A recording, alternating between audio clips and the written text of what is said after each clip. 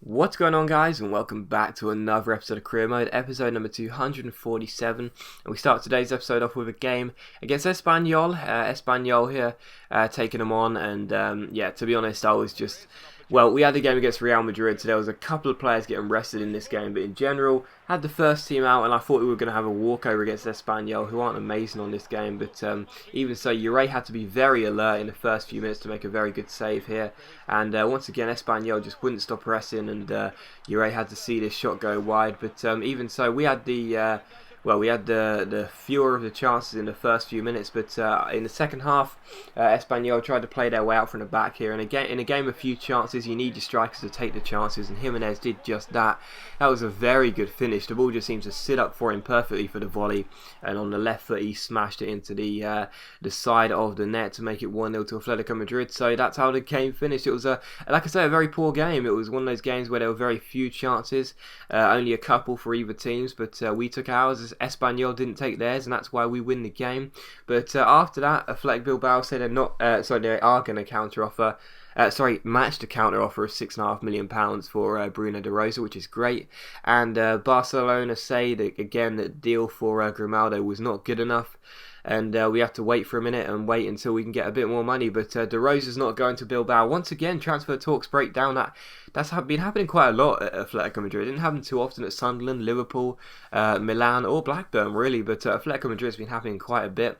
But we managed to get that free agent Seijas there after, as you've been seeing lately, the Mayenga deal just isn't going through, and I'm not sure why. Must be a bug, because there's nothing I can do about it. Every time I press X on it, it just says amend contract offer, so I'm not sure. But Griezmann wanted a different contract, so we offer it, and we'll wait and see what he says there. But it's Real Madrid. For those of you that guessed them in the comments in the last video, who we will be facing in the Copa del Rey semi-finals, it is Real Madrid. We just can't stop playing this team. Of course, because they are our bitter rivals, and it seems like it's a 1-2 race in the league between us two, and yeah, what a fantastic for the city really. But anyway, we take on Real Madrid, and I was hoping actually we would face them in the final if we got there. I was hoping we'd have a semi-final against Mallorca or Valencia and then take them on in the final. But even so, we couldn't have got to a better start. And Saya once again had a fantastic game in the last episode against Betis, and he gets off to a flyer here in the 3rd minute. Picked him to start the game. I was like, is he going to be good enough? Really, is he going to be enough to break down the Real Madrid tough defense? But he proved he was there just 3 minutes in. Fantastic finish. But he sees Sutil Torrado just trip over his own heels as Diaz de Soria comes through. It's really poor defending by Real Madrid. And 9 minutes in, Diaz de Soria puts the ball into the back of the net, and we were just completely dominated here in the first few minutes. Real Madrid were just completely out of it. And yeah, the Vicente Calderon just couldn't believe their luck really. 9 minutes in. I mean, I know we got the better of them in the league at the moment, but even so, couldn't believe our luck at this rate. But he's seen Mayoral once again. It's just too weak from Real Madrid, and Friesen has to bail them out here with a very good save. But the defending is just so weak. They give the ball away so easily, and I don't know why this is happening, because they were not like this in our first season. But Trauzman almost scores a lovely volley here. He puts the ball just over, and in the 14th minute, Saya comes through here, holds the ball up, finds Capovi down the right hand side here. Timur Capovi, he's got players at the far post, so he crosses it there. It comes to Mayoral, lovely couple of touches to get around his man, and smashes the ball in to the far corner. So Mayoral makes it 3-0 with just 15 minutes on the clock, and it was humiliation for Real Madrid. It really was. And in the 22nd minute, it could have got even worse when Insire's volley was well saved by Friesen, and the Italian goalkeeper had to make a few very good saves in the opening 25 minutes really, to make sure that Real Madrid would not be humiliated. And he makes a good one here to tip the ball onto the bar and get the ball away. Guali finds Marcano, or tries to find Marcano. The ball gets cleared to Trauzman. He finds Capovi, and once again Friesen makes a very good save to keep the score at a respectable scoreline. Well, a relatively respectable scoreline. But in the 35th minute, Marcano flicks the ball on here and finds Trauzman, and Saya fails with a scoop turn, but it finds Guali. Guali plays it back to Insire. Nice strength to hold off his man. Quick step over, nice McGeady spin, and again Friesen is there to deny him, and the Italian goalkeeper, who we used to have at AC Milan, was doing just about enough to make sure that Real Madrid will be staying in this tie, and once again makes a very good save here from the corner. Guali swings it in to the far post, it's headed away, and Pardo Pirlo's header goes straight into the gloves of Friesen. But in the second half, Real Madrid were the ones once again who were trying to attack yet getting nowhere. And when the ball is picked off here, Jabor picks it up and finds Marcano. Marcano with the nice skill moves here takes aim with his shot, and it's again another good save by Friesen. So still 3-0. I was desperate to get that fourth goal, but it just wasn't coming. And Real Madrid were doing their best to keep them out. Well, Friesen was. The Real Madrid defence was terrible. But Hisi and Sai find Marcano. And once again, the shot is good, but it just goes wide of the post. So still 3-0. And Hisi Pulido collect the ball here and play it away. Real Madrid's chances were minimal, and to be honest, they were absolutely awful. But really, we were playing such good defence, a complete contrast really. Real Madrid's was terrible, ours was amazing, and that's why we had so many chances and they had so few. But yeah, we had a really good chance here, and Saya coming through. Really thought this should have been a penalty, thought he got dragged down from behind, but the referee said no.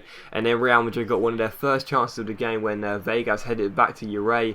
And oh, what was Ure doing here? Absolutely embarrassing. And a few of you said sign a different goalkeeper ahead of Ure. I'm not sure why. He's got a fantastic clean sheet ratio in this league. I think he's got a top clean sheet ratio by quite a bit, and he's been a very good signing. I'm not sure why you guys keep saying sign a new goalkeeper. He's been a very good signing for us, but I don't know why you guys think that. There must be some kind of reason to it. I'm not entirely sure. Maybe because he's old. I don't know. I mean, he's still got a couple of years. He's improving all the time. He's rated 92. I'm not sure why you guys want me to sign a new goalkeeper, really. But anyway, we win the game by 3-0. Embarrassing from Real Madrid. It really was. They were terrible. And yeah, we have such a massive advantage going into the Bernabeu. And it looks like a Copa del Rey final is all but ours, really. But Grimaldo here, we decided to go back into him. We have a little bit more money to spend, so I decided to up the transfer fee and also give them, or try and give them, another player. I tried to give them the Silva Souza because I thought, this guy's a fullback who's actually pretty decent for us, really. But to be honest, it's like for like really in a fullback change. So I thought, maybe that's what's missing. Maybe the fact they don't want Ndoye is because he's a different position, and Grimaldo is a fullback sorry, not Grimaldo. The Silva Souza's a fullback like Grimaldo. So we'll have to wait and see what happens there. But they wanted a bit more money, unsurprisingly, a bit money greedy. Well, everyone's money greedy in a way, but even so, they wanted a bit more money, so we offer it and wait and see what happens there. But Everton decided to come in for one of our reserve strikers, Luis Felipe Santos Jr., or one of our bench strikers. And he's been okay in our first season. Every time he gets on the pitch, he does well. But I wouldn't mind getting a few more million for him and being able to do some transfer dealings come the end of the season. So you see this 5.7 million bid here. We decided to go ahead and counter offer to 6 million and see what Everton will say about that, because that is decent money for a good striker that is in relative form whenever we play him. But Barcelona once again, come back to us, and this time they finally say that you can go ahead and offer a contract. Finally, after all these negotiations, we can finally give Grimaldo a contract, and we give him the 45 grand he wants. What we had to do was edit the budget. I forgot to show. We just edited the budget and gave more on the wage budget, so we could give him that 45 grand wage demand, and see what he says after that, because that could be a very good deal for us. Like I say, he's the left back we want. I mean, there's pretty better left backs out there. Tubic is better in terms of rating, but to be honest, I'm more in favour of Grimaldo. I would much rather him. And of course, he's Spanish as well. He's Spanish, and that's good, because I like to get players in of the same nation as the club. What? That made no sense. I like to get players out of the same nation. No, I like to get players of the same nation of the club they are going to be playing for. I think that makes sense. You know what I'm trying to say anyway. If I'm managing a Spanish side, I want the players to be as predominantly Spanish as possible, and same with if I'm managing an English side, I want to be English, and you understand what I'm trying to say here. But anyway, Grimaldo comes in and he will make his debut in the game against Getafe. So I was pleased to get him straight into action here against Getafe and see what we would do, because of course in Tubic's absence we've been playing a couple of low-rated fullbacks. But anyway, we took on Getafe, and we had a chance just 2 minutes in when Diaz de Soria gave the ball away, but we managed to pick it back up with Mayel. He takes a strike and it goes into the bottom corner. So easy as you like. We had such an amazing start against Real Madrid, and we got to an incredible start here. We scored 3 goals in 15 minutes against Real Madrid, and Hisi Grimaldo, what a ball this is by Grimaldo. Ronaldo on his debut, finds Jimenez, the shot is well saved, it comes to Mayoral, and he puts the ball into the back of the net. So how about this, 9 minutes in the Real Madrid game we were 2-0 up, 9 minutes in against Getafe and we're 2-0 up again. So we were just dominating early on, it was just fantastic for us. But the game slowed down a little bit there until the 38th minute when Leon Brito found Jimenez. Jimenez managed to roll the ball through to Poke, he played it back to Jimenez, nice balls in here. Jimenez plays it in, we got a bit lucky with Mayo, not sure what I was trying to do, but the ball goes up in the air and Diaz de Cerrillo, trouser man, leaps with those trousers. They don't weigh him down, guys, whether you think they do or not, they don't weigh him down. And he leaps like a salmon and puts the ball into the back of the net. So 3-0 here, and just after half time, Jimenez goes on a nice run here with his skills down the right hand side, nice dribbling by Jimenez here, waits for a defender to come in, then drags it back, takes aim on his left foot, good save by the goalkeeper, and it's cleared away. And in the 60th minute, Poke has a corner here and eventually decides to cross the ball in, not sure what he was waiting for, but eventually he crosses the ball in, nice curve on the ball, it comes to Pilo, and that is a fantastic header by my Italian centre back. So 4-0 here, and in the 70th minute, Rossi picks the ball up. Luca Rossi with the skill here, gets past his man, couple of scoop turns there, takes aim with his right foot, and it just whizzes past the post. But in the 75th minute, Getafe come through here. Andy Evans plays it through, and this is so frustrating. It really was. It's one of those moments where you go in for the block with the slide tackle. You're not intended to make any kind of tackle. You're just intended to get a block in. And when the attacker shoots, he ends up tripping over the defender. And unfortunately, it's a red card. It's happened before with this season. I think it might have happened with Quintero then, actually, or possibly Casemiro. But it's happened before.